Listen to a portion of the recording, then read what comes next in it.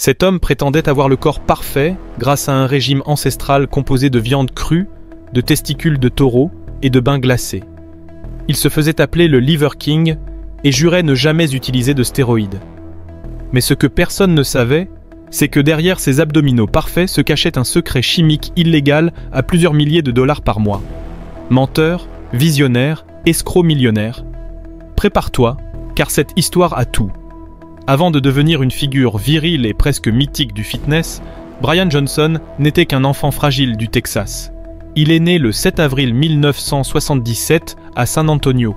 Son père, militaire dans l'armée de l'air, est mort subitement alors que Brian était encore un enfant.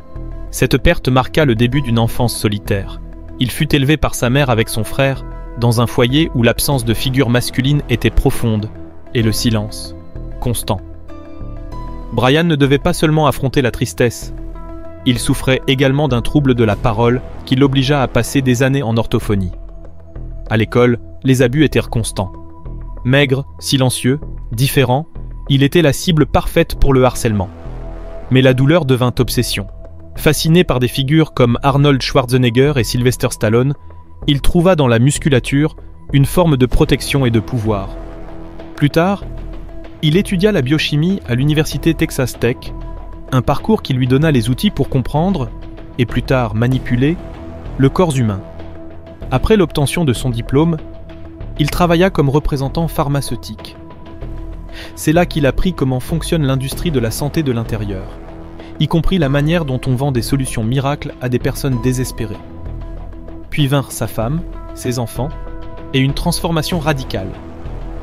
L'un de ses fils s'appelait Rad Eckel, l'autre Striker. Oui, comme s'il sortait d'un jeu vidéo de catch. Mais ce qui semblait être une vie excentrique, familiale et stable, n'était en réalité que le prologue d'une histoire bien plus extrême. Qu'est-ce qui a poussé ce père de famille, diplômé en sciences, à manger des testicules crus devant des millions de spectateurs? La réponse commence maintenant. L'histoire prit un tournant quand les enfants de Brian commencèrent à souffrir de graves problèmes de santé, asthme, allergie, faiblesse. Des symptômes qui les menaient sans cesse à l'hôpital. C'est alors que, selon lui, la médecine conventionnelle échoua et que débuta son obsession pour le mode de vie ancestral. Brian se plongea dans des textes d'anthropologie, de nutrition primitive et de philosophie évolutionniste. Ce qu'il découvrit, ou choisit de croire, changea tout. Le secret de la santé se trouvait dans un retour à la vie de nos ancêtres. C'est ainsi que naquit sa religion personnelle. Zéro aliment transformé, contact direct avec la nature, et un régime composé de foie, reins, moelle osseuse et testicules crus. En 2016, il fonda Ancestral Supplements, une entreprise qui vendait des organes d'animaux déshydratés en capsules. Mais ce n'était que le début. En 2017, Brian Johnson disparut. Il devint Liver King, un personnage fictif qui fusionnait esthétique barbare, force brute et discours hyper masculin. Il n'était pas un coach ni un influenceur. C'était une bête torse nu, huilée, qui hurlait à la caméra en mordant dans un foie cru. Sa présence explosa sur les réseaux sociaux. TikTok, Instagram, YouTube. En quelques mois, il accumule des millions d'abonnés. Ce qu'il vendait n'était pas seulement un produit, c'était une identité à laquelle aspirer, le mâle alpha ultime. Pour ses fans, il ne mangeait pas comme un guerrier, il était un guerrier. Et si cela impliquait de dormir à même le sol, de se baigner dans la glace ou de s'entraîner en soulevant des troncs d'arbres, il le faisait sans poser de questions. Liver King était désormais un symbole, un dieu païen du fitness moderne. Mais même les dieux ont leurs secrets. Était-il réellement possible de construire un tel corps en mangeant du foie et en faisant des squats sous la pluie? Ou tout cela n'était-il qu'une façade soigneusement construite pour vendre un mythe? Pendant des années, Liver King défendit une seule idée avec une rage quasi religieuse. Il la répétait encore et encore, jusqu'à ce que le mensonge éclate. Le 28 novembre 2022, des courriels furent divulgués et l'exposèrent totalement. Brian Johnson, l'alpha ancestral, dépensait plus de plusieurs milliers de dollars par mois en stéroïdes, en hormones de croissance humaine et autres substances anabolisantes.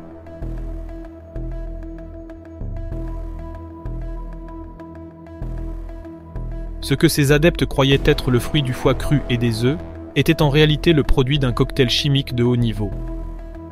Quelques jours plus tard, Brian n'avait plus le choix. Il publia une vidéo sur sa chaîne intitulée « Liver King Confession, j'ai menti ». Il y admit avoir menti, mais sans présenter de véritable excuse.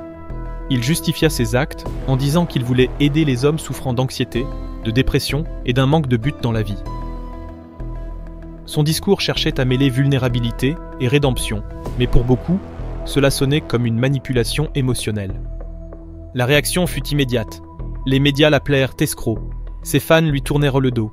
Des experts en santé le critiquèrent pour avoir mis la vie d'autrui en danger. En quelques jours, le dieu ancestral devint un symbole de la tromperie moderne. Qu'est-ce qui a vraiment motivé Brian à créer tout cet empire fictif? Une idéologie? Ou juste une immense stratégie marketing déguisée en philosophie de vie? Pour soutenir son mode de vie et sa marque, Brian Johnson élabora ce qu'il appelait les 9 commandements ancestraux, une sorte de bible du mal alpha moderne. Selon Liver King, ces principes étaient la clé d'une vie forte, saine et pleinement masculine. Les voici. Dormir, car le corps doit se reposer comme un lion après la chasse. Manger, mais pas n'importe quoi. Des organes crus, de préférence avec du sang. Bouger, s'entraîner comme un guerrier paléolithique, pas comme quelqu'un dans une salle de sport. Se protéger des technologies modernes, Wi-Fi, micro-ondes, produits chimiques. Se connecter, marcher pieds nus sur la terre pour absorber l'énergie ancestrale. Le froid, douche glacée et bain de glace pour activer la génétique sauvage. Le soleil, exposition directe pour obtenir de la vitamine D, même sur les parties les plus intimes. Combattre, physiquement ou mentalement, même avec des armes. Créer du lien avec d'autres hommes, la famille, la tribu. Pour certains, c'était une philosophie radicale. Pour d'autres, une secte du fitness. Mais tous ces commandements avaient un point commun.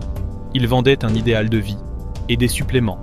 Car derrière chaque conseil se cachait une capsule à son nom et un lien direct vers sa boutique.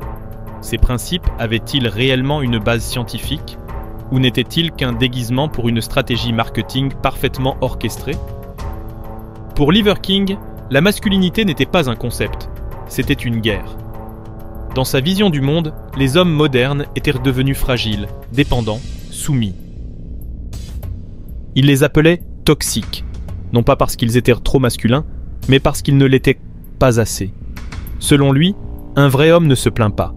Il n'est pas faible, n'a pas besoin d'approbation, et surtout, il ne vit pas dans le sous-sol de sa mère. Pour Liver King, le véritable alpha est fort, dominant, résilient, capable de manger un testicule cru tout en tenant un fusil et en faisant des squats.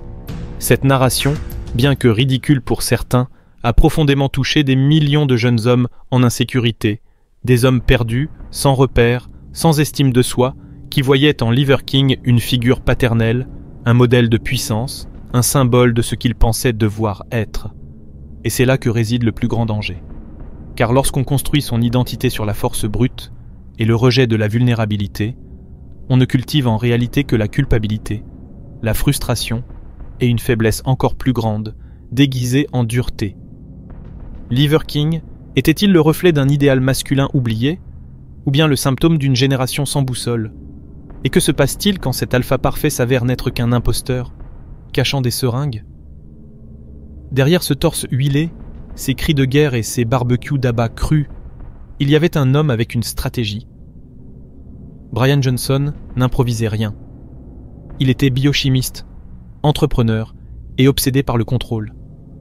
Il comprenait mieux que quiconque 3 choses, la douleur de l'insécurité masculine, le pouvoir visuel de l'extrême, et comment rendre un message viral en une seule bouchée. Tout était calculé. Son corps, fabriqué avec des stéroïdes. Son message, ciblé vers une génération orpheline de repères. Son personnage, construit pour provoquer et inspirer en même temps. Au lieu de guérir ses traumatismes, il les a monétisés. Ce qui ressemblait à une quête d'authenticité ancestrale n'était en réalité qu'une campagne marketing déguisée en spiritualité primitive. Liver King n'est pas né par hasard. Il est le résultat d'une formule précise. Traumatisme d'enfance plus savoir scientifique, plus réseaux sociaux, plus récits virils. Et cette formule a fonctionné. Selon Business Insider, son entreprise générait plus de 100 millions de dollars par an avant le scandale. Ce n'était pas juste du muscle, C'était une usine à identité prête à se vendre au plus offrant. Liver King est tombé, mais le problème ne se limite pas à lui. C'est toute une industrie qui vend des corps impossibles avec des promesses creuses. Et toi, sans le savoir, tu pourrais bien avaler les mêmes mensonges. Mais en capsule. Parce que ce qui est en jeu, ce n'est pas juste ton muscle. C'est ta santé, ton argent, ta confiance.